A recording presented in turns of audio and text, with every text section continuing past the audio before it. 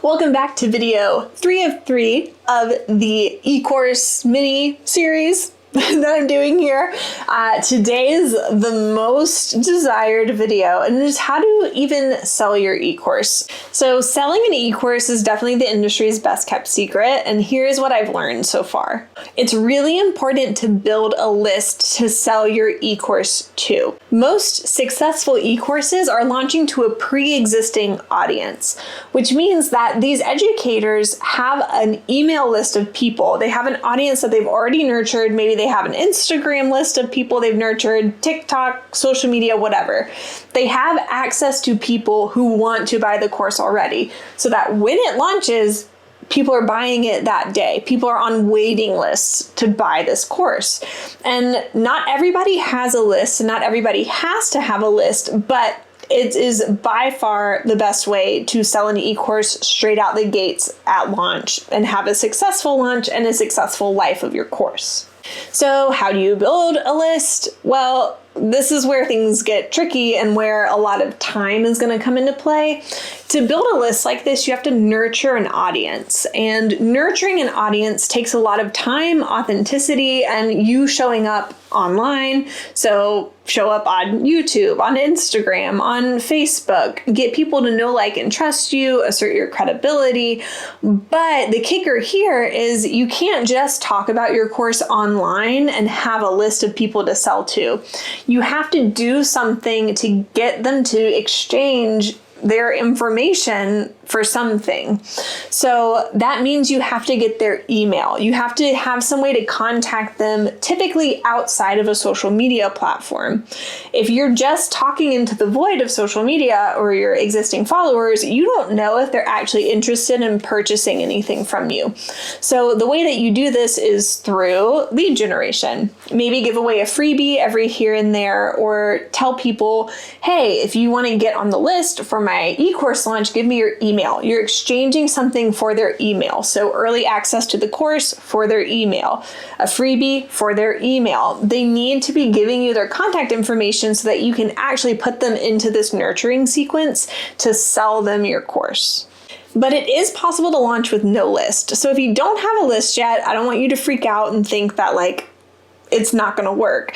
People launch eCourses all the time without a list of people that immediately want to buy it as soon as it launches. All the time. What this means is your course might be what we call a slow burner. So as soon as you launch it, you're not going to have a flood of people rushing to buy it because you don't have a list of people that have already proven that they want it. So when you launch this course, you are launching it into the void of the internet. But that doesn't mean that it can't be successful. I just want to set your expectations that you're not going to have an influx of people rushing to buy the course if you don't already have the social proof and the email list of people saying that they want it as soon as it drops. So just keep that in mind.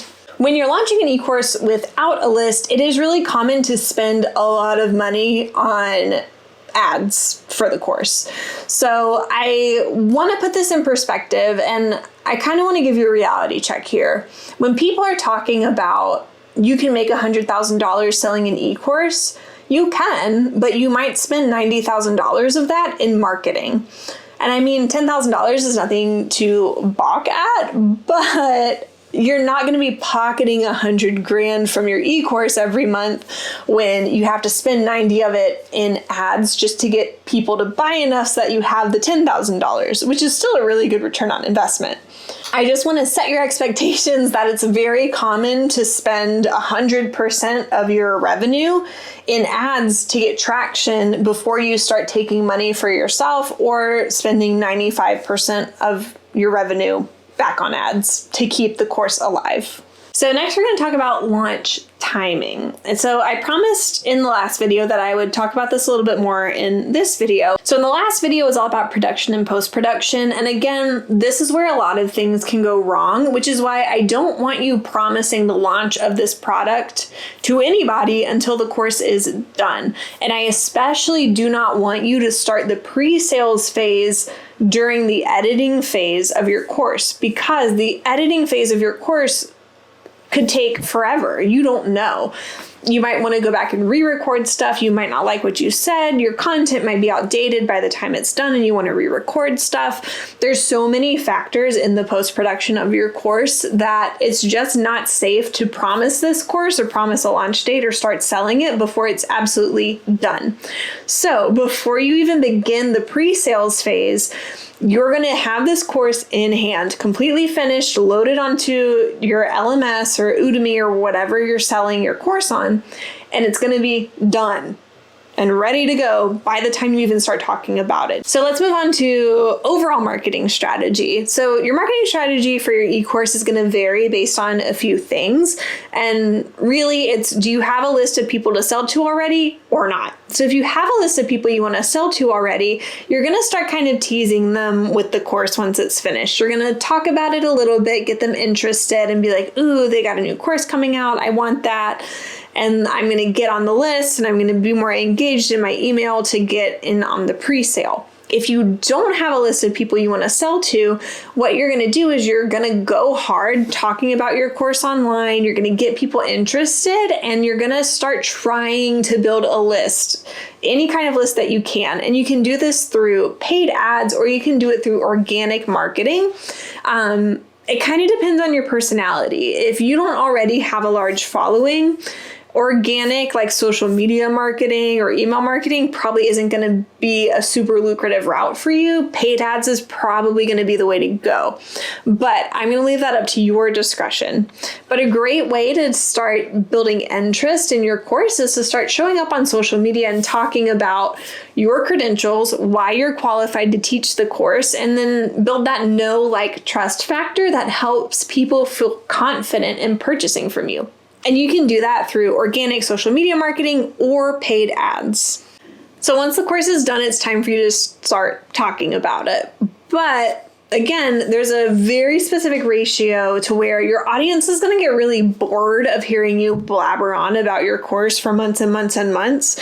So this is why it's really not that big of a deal for you to wait until your course is finished before you do pre-launch, because pre-launch should only last for like 3 to 6 weeks. Ideally, like 3-4 weeks is a really sweet spot of getting people interested 1 week, telling them all about the course the next week, and then telling them about the success stories from the course, what the beta testers have thought, if you had beta testers, or what the course is going to teach them and what they're going to get for it in the 3rd week. And then that week can end with the opening of pre-sales, which is for your specific audience that is on your email list or that you've nurtured either through paid ads or on social media. It's building a little bit of exclusivity, which is very appealing to people. Pre-sales in this pre-launch phase is also going to be a little bit of like testing the market. And this is a place where you can play with your pricing a little bit. So what that means is if you price your course at, let's say, $500 and you send it out to your pre-launch list and nobody seems to be interested in purchasing it, maybe you need to drop the price. And you can incentivize people by adding a price drop to maybe $250, like 50% off to your pre-launch list, and see if people bite at that price point. So with pre-sales pricing, when you announce your course, it's a great time to gauge what are people willing to pay. So you can start with an early bird discount, see if people bite, and if not, you can adjust your pricing according to if everybody bought it, you might be able to raise your price a little bit because people really want this. If not as many people bought it as you thought, it might be a good time to adjust the price at launch. Never lower than what you offered your like early bird discount, or else your early bird adapters are going to feel ripped off when you lower the price even further for your general audience. So that's pre-launch. So let's move on to launch. When you launch your course, you're going to tell everybody about it. Like, it is open to the public. Whatever the early bird pricing was, the price is going to go up from there, depending on the interest that you got from your pre-sales list. But by now you've done the work and the course is open to the public, so anybody can come in and purchase it. And that doesn't mean that your marketing stops here. You still want to be doing paid ads if you were doing that to keep people purchasing the course. And you still want to be marketing it to your email list. And another thing you want to do is your early bird adapters, people who bought the course in the pre-sales process, thank them and follow up with them to try to get testimonials from them, because that's going to help you sell your course down the line. The last thing we're going to talk about as far as selling an e-course is, do you want your course to be evergreen or seasonal? So evergreen means that your course is always available and it might fluctuate in pricing throughout the year, but it never goes off the market. And seasonal e-courses come on and off the market at certain times. So your course might be open for 6 weeks and it's only 6 weeks that people can purchase it. And so the strategies behind both of them is that an evergreen course could be priced really high throughout a majority of the year and then go on a major sale. And that major sale is really where you're expecting to do the most of your revenue. And then the price goes back up. And it kind of builds interest. And if anybody purchases it at that high price, awesome. But when it goes on sale and the price dips, that's when a lot of people are going to jump on it, because it seems as if it's this really scarce time where they can get the course for a really low price. And then the price is going to go back up again. Versus when you have a seasonal e-course, the course isn't even available most of the time. It's going to come on the market for 6 weeks. And if you don't buy it during those 6 weeks, it's gone. And it might come back next year or it might not, depending on your strategy around it. So with seasonal and evergreen courses, you are constantly going to be going back through the launch strategy. But once you've done the launch once, you have a blueprint to recreate it each and every time. So you're going to reach back out to your audience, you're going to run your paid ads again, and you're going to relaunch your course over and over and over again, because you put so much work into creating it, you might as well sell it multiple times. For seasonal courses, when you open them up for a short amount of time, this is actually really good if there's any kind of personal element.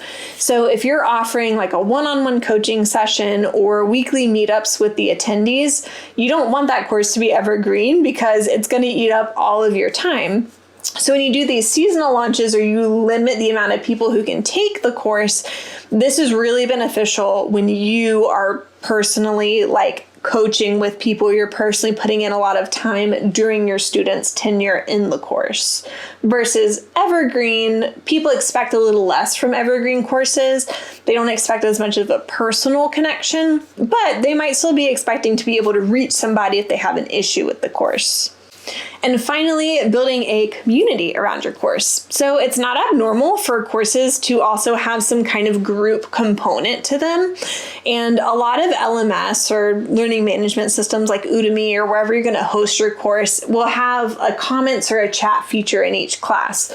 So the course attendees can go into there and ask questions, or they can chat with each other in the comment section of the lesson, which is kind of cool.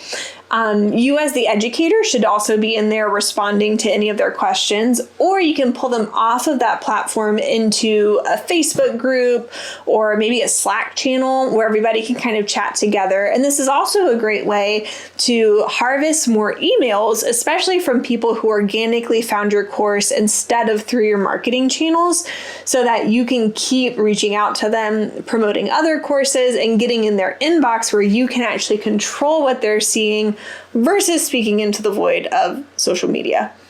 Thank you for joining me on this mini course, really, on creating and launching an e-course. I hope it was helpful for you. Of course, if you're looking for somebody to produce your e-course, shoot me an email. Check me out at Thrive Film Co. I do a ton of e-learning content, from filming to post-production to helping you set it up on your LMS. And I would love to do it for you too.